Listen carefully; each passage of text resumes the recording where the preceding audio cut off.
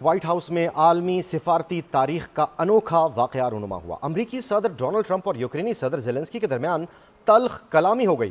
White house میں Donald Trump اور Ukraine کے صدر کی ملاقات کے دوران ڈونلڈ ٹرمپ غصے میں آ گئے۔ ملاقات میں امریکی نائب صدر جے ڈی وینس بھی موجود تھے۔ ماحول اس وقت گرم ہوا جب امریکی صدر ٹرمپ نے یوکرینی صدر سے کہا کہ روس کے ساتھ معاہدہ کریں ورنہ ہم پیچھے ہٹ جائیں گے، جس کے جواب میں یوکرین کے صدر نے کہا کہ روسی صدر ولادیمیر پوٹن کے ساتھ کوئی سمجھوتا نہیں ہونا چاہیے۔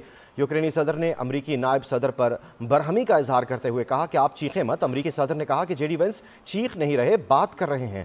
یہ ساری صورتحال کیسے وقوع پذیر ہوئی اور اس کے پیچھے کیا عوامل ہیں، اس سب پر بات کرنے کے لیے سابق سفیر ڈاکٹر جمیل احمد خان نے ہمیں جوائن کیا ہے۔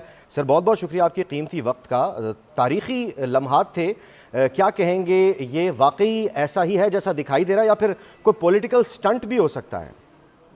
نہیں، اس میں کوئی کنسپریسی تھیوری نظر نہیں آ رہی، یہ ایسا ہی ہے جیسا دکھائی دے رہا ہے، اور اس کے مضمرات کافی پہلے سے نظر آ رہے تھے۔ یہ نہیں پتا تھا کہ اس قسم کا ایک all of a sudden accidental reaction سامنے آئے گا، لیکن یہ پتا تھا کہ جو فارن پالیسی چینج اور فارن پالیسی شفٹ ہے ٹرمپ کے آنے کے بعد، اس سے اس قسم کے مضمرات کے خدشات تھے جو کہ اس شکل میں سامنے آئے ہیں گزشتہ رات کو، اور یہ پہلی مرتبہ ہوا ہے وائٹ ہاؤس اوول آفس میں، پہلی مرتبہ کہ اس قسم کے ہائی لیول کی میٹنگ پر دو سربراہان، دو صدر میٹنگ کر رہے ہوں، اور اس میں تلخ لہجہ اور تلخ الفاظ اور اس قسم کی باڈی لینگویج کے ساتھ بات چیت ہو رہی ہے۔ پہلے کبھی وائٹ ہاؤس میں یہ ایسا ہوا نہیں ہے آج تک،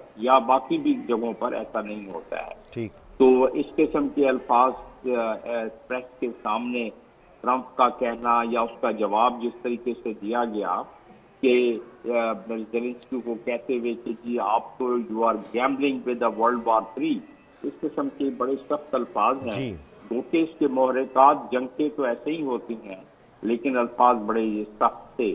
تو ظاہر ہے اس سے پوری دنیا میں ایک کافی خدشات کے ابھرنا شروع ہو گئے ہیں اور گلوبل کنسرن بڑھنا شروع ہو گئے ہیں۔ ڈسٹرسٹ امریکہ پہ بڑھنا شروع ہو گیا ہے کہ جو فارن پالیسی کا ایک حصہ ہے کہ جو اپنے الائز ہیں امریکہ کے، ان میں ٹرسٹ پیدا ہونا چاہیے، ان کا ٹرسٹ برقرار رکھنا چاہیے اور کریڈیبلٹی امریکہ کی برقرار رہنی چاہیے۔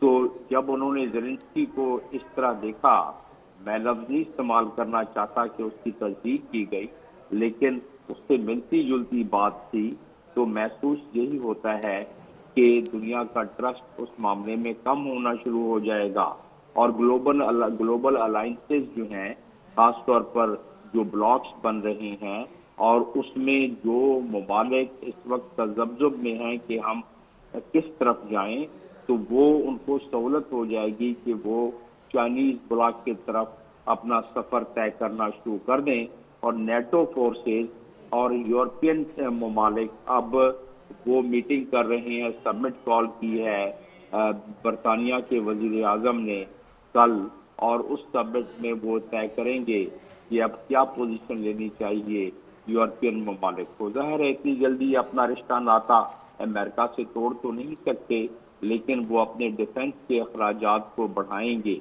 لیکن یہ اس قسم کی ایٹیٹیوڈ، فارن پالیسی میں تبدیلی اور یہ انداز فارن پالیسی کو امپلیمنٹ کرنے کا امریکہ کا ان کے صدر کے ذریعے، وہ ہمارے لیے بھی ایک سبق ہونا چاہیے۔ پاکستان جیسے ٹھیک۔ ممالک کے جمیل احمد صاحب، قطع کلامی کی معذرت۔